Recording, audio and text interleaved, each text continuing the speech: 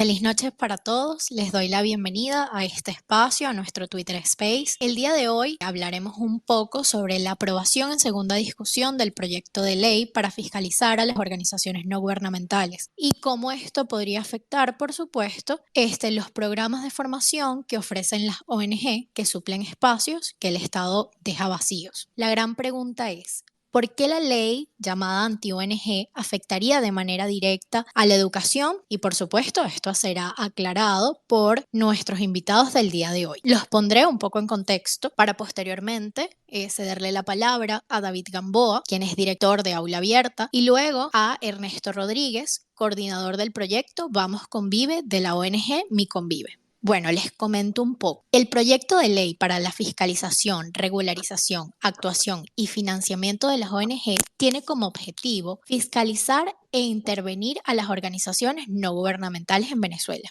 Esta fue presentada por el diputado oficialista Diosdado Cabello y aprobada en primera discusión el 24 de enero del 2023 por la Asamblea Nacional.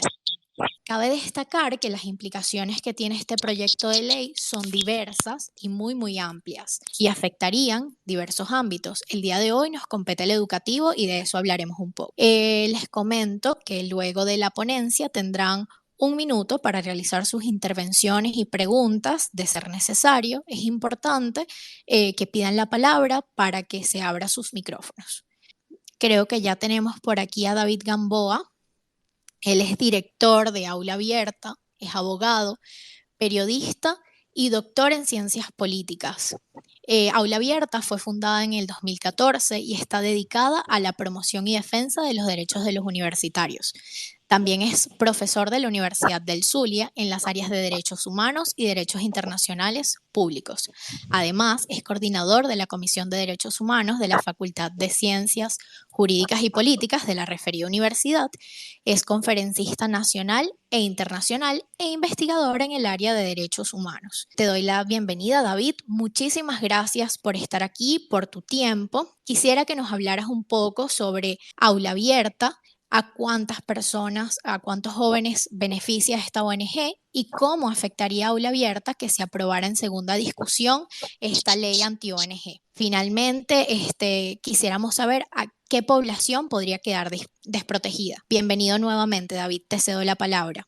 Sí, muchas gracias María, a ti y bueno, un saludo a toda la audiencia. ¿Me escuchan bien? Perfecto, David, te escuchamos muy bien. Sí, en efecto, Aula Abierta es una organización no gubernamental que ha trabajado fundamentalmente por la defensa, la promoción de los derechos vinculados a los entornos universitarios, es decir, a los estudiantes, los profesores, los académicos en general, en la defensa y promoción de la libertad académica, de la libertad de expresión, asociación y otros derechos conexos, obviamente el derecho a la educación. Y en efecto, siguiendo tu pregunta inicial, obviamente cualquier organización de la sociedad civil, independientemente del ramo, la temática que trabaje, se ve afectada obviamente por una ley que ha sido aprobada en primera discusión para fiscalizarlas, para regularizarlas. Fíjate inclusive el concepto, regularizar,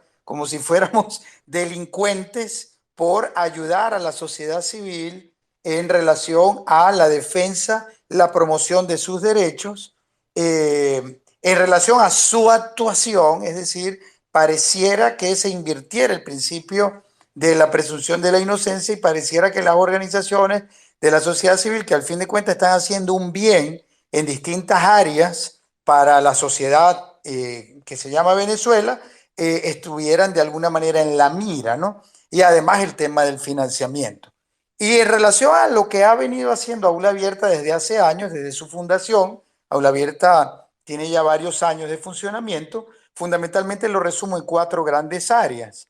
Una, la formación, formación a estudiantes universitarios. Tú preguntabas cuántos han sido los públicos, pues cientos o quién sabe si miles, porque hay beneficiarios directos de una serie de cursos, talleres, programas de formación, pero hay también muchos indirectos. La segunda gran área, la documentación de las violaciones de los derechos de los y las universitarias. y en general de los beneficiarios del sistema educativo, de la educación superior. Esta documentación se traduce en la producción de informes que obviamente revelan, muestran hallazgos relacionados a la violación de los derechos humanos, la educación, calidad en la educación, libertad académica, libertad de expresión, de asociación, entre otros derechos humanos. Esto molesta mucho a gobiernos que imponen una única verdad y que obviamente no admiten la crítica o en cualquier caso la visibilización de las violaciones de derechos humanos. La tercera área que también molesta mucho es la de la incidencia internacional, es decir, llevar estos informes a órganos de Naciones Unidas o a órganos, por ejemplo, del sistema interamericano o a los órganos en general de protección de derechos humanos. Y la cuarta gran área de trabajo es la de la articulación, fundamentalmente que mira la construcción de tejido social, muy por cierto destruido, afectado en Venezuela, es decir, que los actores, los vinculados a nuestro trabajo, en este caso los universitarios, redes de universitarios, participen en la consecución de programas de formación, de constitución de iniciativas, apoyo a iniciativas para la defensa de sus derechos humanos en general y para la consecución de distintas actividades que tengan a bien realizar en el marco de objetivos que desde el movimiento estudiantil, desde el movimiento profesoral, desde las universidades, pues se empiecen a promover. Básicamente esas cuatro grandes áreas ha implicado el trabajo de aula abierta. Por tanto, los públicos han sido pues muy grandes, desde órganos internacionales a los que se les envían informes, desde el movimiento estudiantil, desde las asociaciones de profesores. La FAPU, por ejemplo, abarca pues más de 30.000, 40.000 profesores universitarios, por ejemplo.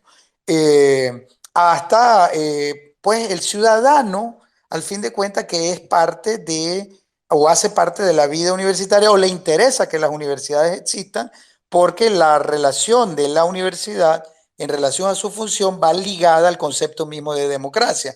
Cuando un régimen autoritario ataca las universidades, ataca las fábricas del conocimiento científico, del pensamiento crítico y en consecuencia ataca la democracia misma y el desarrollo efectivamente de esas sociedades. David, ¿sigues ahí? ¿Te dejamos de escuchar? Sí, estoy aquí. No, no Ok, sé en qué momento. Sí, ¿me escucha, María? sí, sí, lo escucho bien. De repente se le entrecortó un poco, pero ahora sí se le escucha mejor. Caramba, yo estaba hablando y Ok, hablando.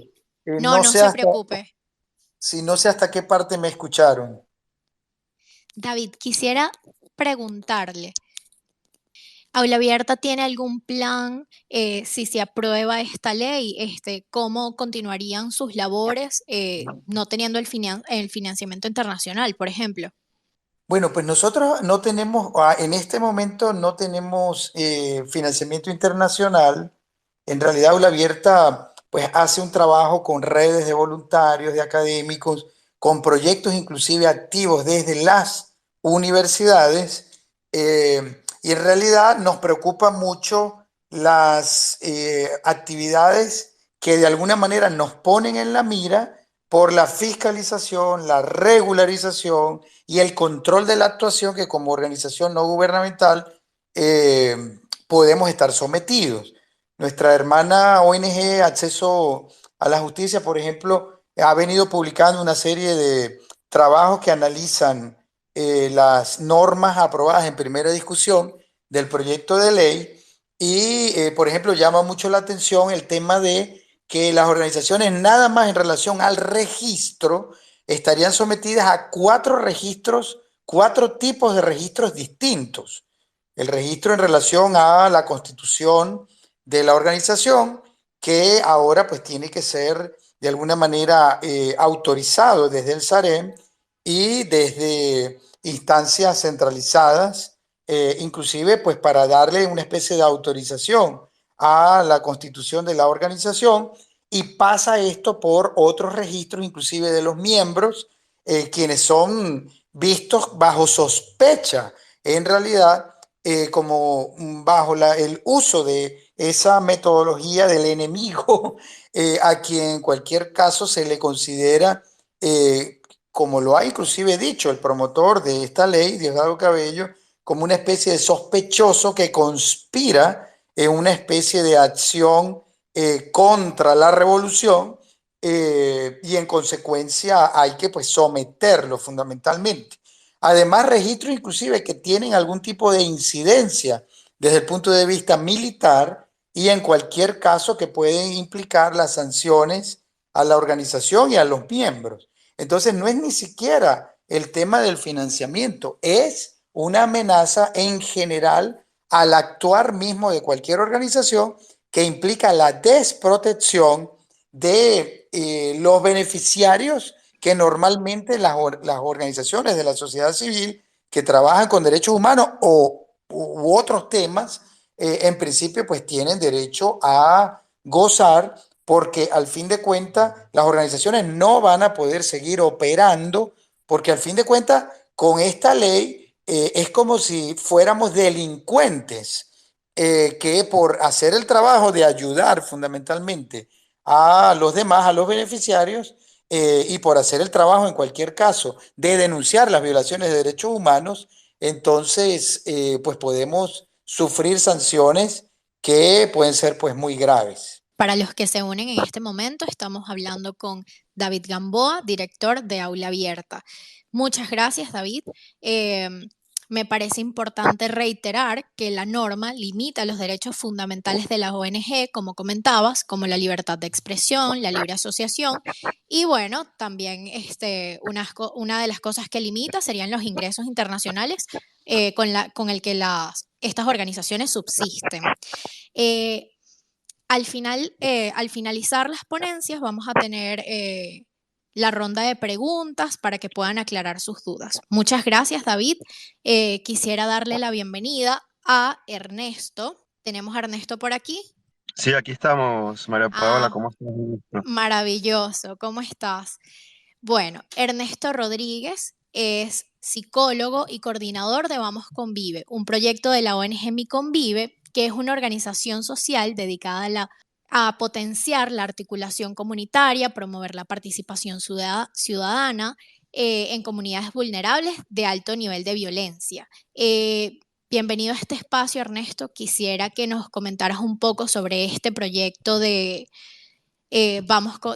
proyecto Vamos Convive, a quiénes beneficia y qué población se vería desprotegida si se aprueba en segunda discusión el proyecto de ley. Creo que se le cayó la llamada a Ernesto. ¿Ustedes lo escuchan? No, yo no lo escuché. No, ¿verdad? Creo que se le cayó la llamada. Bueno, mientras volvemos a conectar con Ernesto, les comento un poco sobre el proyecto Vamos Convive, sobre el acercamiento que pude tener a este proyecto, que nació como una iniciativa para disminuir la violencia en zonas vulnerables, de alta vulnerabilidad.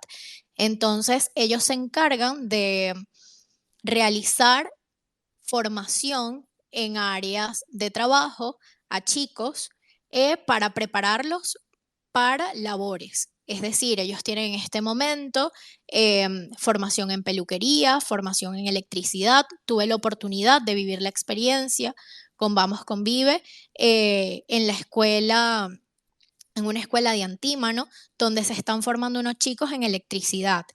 Y bueno, al finalizar sus estudios, pueden ir hasta un centro, o de hecho van a un centro de alimentación o otras escuelas y realizan labores sociales arreglando la electricidad de esos lugares. Esas son algunas de las cosas a las que se dedicábamos con Vive. También tienen un proyecto de barbería en el que tienen algunos aliados que le facilitan a los chicos los implementos para poder trabajar y emprender luego de salir de su formación. Por eso es tan importante. Creo que tenemos por aquí a Ernesto nuevamente. Apertura nos está jugando Ah, en contra. un poco, un poco. Bueno, Ernesto, justamente yo estaba comentando sobre la experiencia que pude vivir con ustedes, con los Sí, chicos que estudian en este momento electricidad. Y bueno, te correcto. cedo la palabra. para que No, puedas. buenísimo. Igual hiciste un resumen excelente. Mira, Vamos Convive es un programa Gracias. que está, bueno, en el marco de los programas de Mi Convive que buscan la prevención de la violencia, ¿no? Desde distintas aristas y que en el que se puedan fortalecer las capacidades comunitarias para enfrentar las situaciones que afectan su vida cotidiana, ¿no? En términos de problemáticas. Entonces, Vamos Convive aborda en particular la población juvenil, que es una de las poblaciones más afectadas por la problemática de la violencia. De hecho, bueno, en las distintas cifras que registran la violencia letal, la población, digamos, que más muere eh, por esta problemática es la juventud productiva entre 15 y 29 años de edad, ¿no? Entonces, bueno, Vamos Convive nace como una respuesta o procurando dar una respuesta aparte de esta problemática y la oferta que hace es una oferta formativa y de acompañamiento que tiene que ver con el área del trabajo. Entonces, se hace una capacitación en oficio, se hace también un acompañamiento y una formación en habilidades blandas con todo el módulo psicosocial y se hace una formación en habilidades para el manejo de las finanzas y el emprendimiento. Todo esto se hace de la mano con la comunidad, entonces, bueno, también los jóvenes que participan del programa tienen la oportunidad de tener un mentor comunitario, que es una persona en su comunidad que sea un referente positivo y que esté presente a lo largo de su proceso formativo y que sirva pues como un apoyo, ¿no? Entonces es una persona que está pendiente de ellos, les pregunta cómo les va, si están aprendiendo, cómo van sus relaciones con sus compañeros, etcétera. Estos procesos formativos duran aproximadamente unos 4 meses, la etapa de formación y luego sí la etapa de práctica, que es la que comentabas, en la que los jóvenes salen a la calle a hacer algún tipo de actividad social. En el caso de barbería, por ejemplo, son jornadas comunitarias de barbería donde se afeitan niños, adultos mayores, etcétera, totalmente gratuito y los jóvenes pues aprovechan también de ir entrenando las habilidades que es atender a un cliente, y multiplicar el beneficio que ellos mismos reciben. En el caso de electricidad, también estamos haciendo jornadas en algunos comedores sociales y escuelas donde ellos hacen reparaciones de mantenimiento de lámparas. Y bueno, es una manera de corresponsabilidad con su formación. Y van nutriendo ese músculo social de solidaridad, de encuentro con el otro. Entonces, bueno, procuramos que sea una experiencia bastante integral para estos jóvenes que detectamos están en situación de riesgo o en situación de peligro. Algunos han tenido coqueteo con lo que es la actividad criminal y bueno, en esta formación encuentran una vía que justamente eh, pueda brindarles a ellos un camino que seguir que no implique las actividades ilícitas. ¿Qué proyectos tiene a futuro Vamos Convive? Mira, por ahora, bueno, la situación en Venezuela y en particular para los jóvenes caraqueños sigue siendo una situación muy difícil de educación, franco deterioro. Los trabajadores de la educación han sido muy golpeados por también.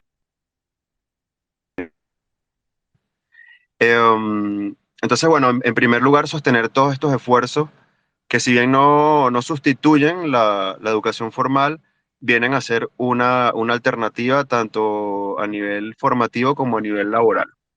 Nosotros queremos seguir ampliando este proyecto en distintas parroquias de Caracas, también otros estados, Creo que volvimos a perder a Ernesto. Ernesto, comentas. circenses y electricidad, cursos de servicio técnico informático y también de pintura de construcción. Vale, ¿nos podrías especificar, por favor, en qué zonas, qué zona el proyecto Vamos Convive? Bueno, creo que Ernesto volvió a perder la conexión. La conexión nos está jugando un poco allí, pero creo que es pertinente entonces pasar a la ronda de preguntas e intervenciones. Cualquier duda que tengan, pueden solicitar la palabra y realizarla. Se hará por orden. Recuerden que tienen 1 minuto para intervenir. Ernesto, creo que te escuchamos nuevamente. No, creo que perdimos la conexión. Pero bueno, les recuerdo que pueden realizar sus intervenciones eh, solicitando el derecho de palabra y se les habilitará el micrófono. Me informan que hay alguien por allí que alzó la mano. Ya le vamos a dar el derecho de palabra. David, ¿tú te encuentras por allí? Estoy aquí, sí, estoy Ok, pendiente. perfecto. Si tienes alguna Quisieras, pregunta tú, con todo gusto, pues podemos conversar. Creo que es mejor maravilloso. siempre conversar a dejar Exacto, espacios en blanco, sí. perfecto. ¿Quisieras acotar algo más? Bueno, creo que este tipo de esfuerzos, María, que involucran pues a un medio de comunicación como Crónica, uno, pero también a todas las ONGs y a la sociedad civil en general, son muy importantes porque al fin de cuentas el gobierno puede establecer temas prohibidos, áreas prohibidas de atención, como los derechos humanos, por cierto, Claro, eh, pero la sociedad civil al fin de cuentas debe articularse. La reducción del espacio cívico por parte del gobierno está más que clara como uno de los objetivos de esta ley. Es este justamente uno de las grandes preocupaciones que se le manifestó al alto comisionado de los derechos humanos de las Naciones Unidas cuando visitó durante, por cierto, en la semana de aprobación de la primera discusión de la ley, correcto. las distintas ONGs en materia de derechos humanos que de alguna manera estamos haciendo trabajo articulado en distintas áreas, enviamos una carta pública y uno de los puntos que efectivamente se denunciaban era la reducción del espacio cívico en el país. Los órganos internacionales tienen justamente una serie de preocupaciones al respecto desde el alto comisionado de la misión de determinación de hechos de Naciones Unidas, creada hace unos años y que sigue con su mandato porque efectivamente le ha sido renovado Claro, hace unos meses el mandato para revisar inclusive la situación de violaciones muy graves a los derechos humanos y la posible comisión además de situaciones tan graves que puedan ser constituidas, eh, que puedan constituir la Comisión de Crímenes de Lesa Humanidad. Obviamente, la intención es muy clara, es pues ponernos un voz alto, hablabas de la violación a la libertad de expresión, es correcto, violar la libertad de asociación en el sentido de que las organizaciones no puedan constituirse, no puedan asociarse, agruparse las personas para cumplir determinados fines, pero al fin de cuentas como sociedad civil, como ciudadanos y ciudadanas, pues tenemos que articularnos y tenemos que hacer esfuerzos específicamente por defender nuestros derechos que obviamente están tratando de ser atropellados justamente con leyes como esta, que no tienen otro objetivo que la reducción del espacio cívico. correcto. Tenemos una pregunta por aquí, le vamos a dar el pase para que pueda hablar. Creo que la persona se desconectó. Pero bueno, David, como conversábamos, me decías que Aula Abiertas también se encarga de, aparte de contribuir con la educación, de documentar las violaciones a los derechos humanos. Tienen al menos 50 informes situacionales. Cuéntame un poco de eso. Sí, bueno, no sé exactamente cuántos informes hemos producido en Ok, nuestra página web. La mayoría están publicados, pero son muchos informes que hemos venido trabajando, algunos temáticos, otros situacionales generales, otros de temas muy específicos. En efecto, los informes recogen el trabajo de documentación que se ha venido haciendo sistemáticamente, además, en relación a las violaciones de los derechos humanos de los actores y actoras vinculados a la educación superior fundamentalmente. Aunque hay otros informes, por ejemplo, en el estado Zulia, en ok, el año del 2019, hicimos algunos informes en relación a el tema con profesores, por cierto, de la Universidad del Zulia y de otras universidades, en relación a la crisis, por ejemplo, de los servicios públicos en Maracaibo y en otras regiones o ciudades o regiones del estado, inclusive aliados con otros organismos de derechos humanos, como por ejemplo el Observatorio de Derechos Humanos de la ULA. Hemos producido informes en conjunto abordando el tema de occidente del país y Andes, ¿no? Por ejemplo, por nombrar algunas situaciones. Estos informes tienen sobre todo el objetivo de documentar unas realidades que si no se hacen, y de allí la importancia de las ONGs, van a quedar invisibles, porque además en el claro, Estado venezolano el tema de la construcción de la memoria histórica es fundamental, sobre todo porque las instituciones no funcionan.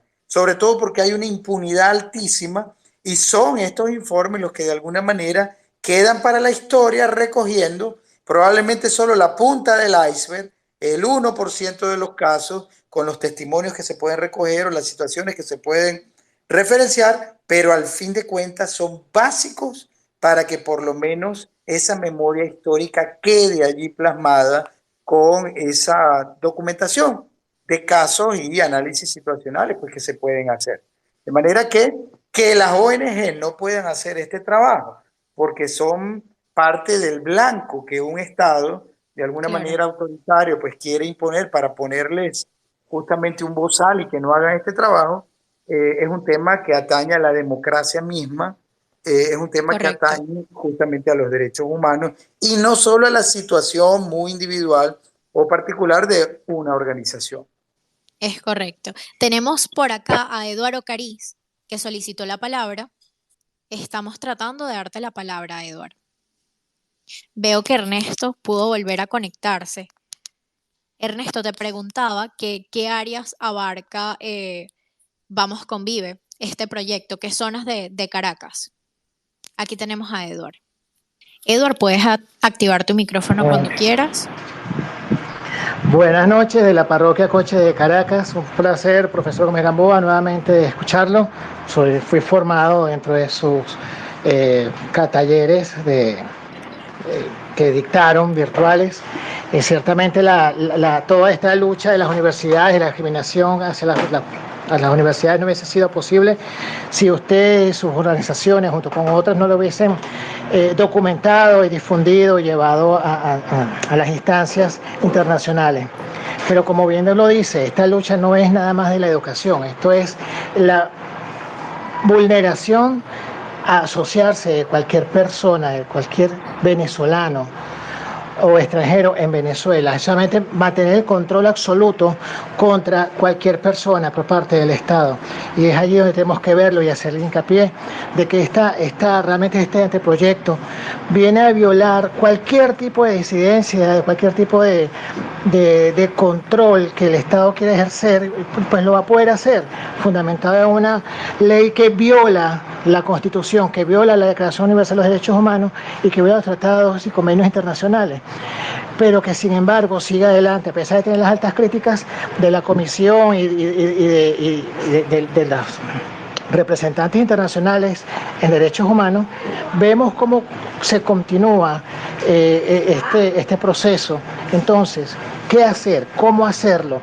¿Cómo profundizarlo? Porque vemos que la arremetida, la criminalización contra las organizaciones no gubernamentales, contra defensores de derechos humanos, contra activistas humanitarios, se va incrementando y va a continuar incrementando. Entonces, ¿qué hacer contra esto? Gracias. Sí, muchas gracias, Eduard. Y bueno, complacido de que hayas podido participar en algunas de las actividades. En efecto, fíjate que los venezolanos, justamente las distintas organizaciones que han hecho parte de estas alianzas estratégicas en favor de la libertad académica, por ejemplo, y otros derechos humanos, hemos puesto el tema a nivel internacional.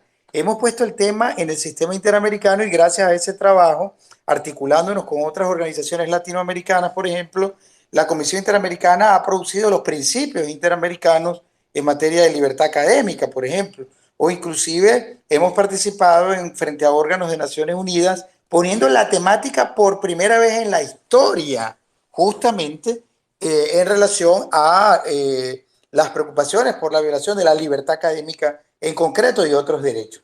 En relación a qué hacer, bueno, tenemos que articularnos, como lo decía efectivamente Edward, y esa articulación debe buscar construir, de alguna manera cimentar, una cultura de protección al espacio cívico. Tenemos que hablar de esto. Tenemos que hacer programas como este que se está haciendo, o podcasts, o distintas actividades, todos los días, a todas horas, ¿no? Debe formar parte de la preocupación del ciudadano y ciudadana de a pie, efectivamente, que leyes como estas pretendan reducir justamente el espacio cívico para controlar o difuminar, eliminar el trabajo, por ejemplo, de las organizaciones que al fin de cuentas ayudan a la sociedad civil, ¿no?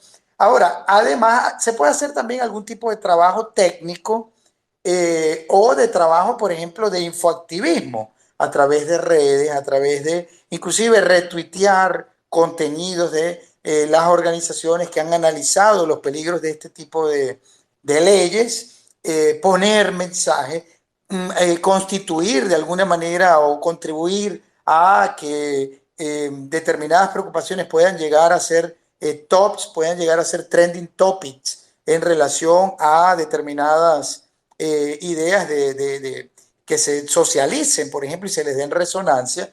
O inclusive tenemos también que revisar algunos pronunciamientos de órganos internacionales, porque estos pronunciamientos, al fin de cuentas, los están haciendo órganos que dicen y que advierten en materia de derechos humanos los peligros de una ley como esta. Ya mencioné el Alto Comisionado de las Naciones Unidas para los Derechos Humanos, o inclusive en el año 2021, en noviembre, 18 y 19 de noviembre, hubo un pronunciamiento conjunto de 4 relatorías de Naciones Unidas, justamente entre esas libertad de expresión, derechos humanos y otras, libertad de asociación, que manifestaron su preocupación por la política de Estado emprendida en Venezuela, dirigida a reducir el espacio cívico con iniciativas justamente que recogen en relación al espíritu de lo que buscan regular, que recoge esta ley. En aquel entonces se hablaba era de la resolución 002, que al fin de cuentas está compilada y mejorada, entre comillas, mejorada desde la perversión del control, o desmejorada en ese sentido, para controlar a las organizaciones no gubernamentales. La Fact-Finding Mission, la misión de determinación de hechos, ha hecho referencia justamente también a el tema de la reducción del espacio cívico, y todos los órganos, Comisión Interamericana de Derechos Humanos, Relatoría para la Libertad de Expresión, Relatoría para los Derechos Económicos, Sociales y Culturales del Sistema Interamericano, han hecho mención a sus preocupaciones por las acciones además sistematizadas que desde el gobierno nacional en Venezuela se emprenden para limitar justamente el accionar de los ciudadanos, las ciudadanas, en la defensa de sus derechos humanos, en la protección en el reclamo de sus derechos humanos y en general en el ejercicio de derechos como la libertad de asociación, la libertad de expresión, entre otros derechos. Muchísimas gracias, David. Muchas gracias a todos los que estuvieron aquí en este espacio el día de hoy. Si no hay más preguntas, creo que podemos dar por finalizado este encuentro. Nuevamente, muchísimas gracias, David, por toda la información valiosa, y gracias también a Ernesto, que bueno, tuvo un poco de problemas de conexión. Creo que en este momento no está aquí, pero bueno, agradecerles y que pasen feliz noche. Muchas gracias, María, y gracias a todas las personas que pudieron conectarse y compartir con nosotros esta discusión. Un fuerte abrazo.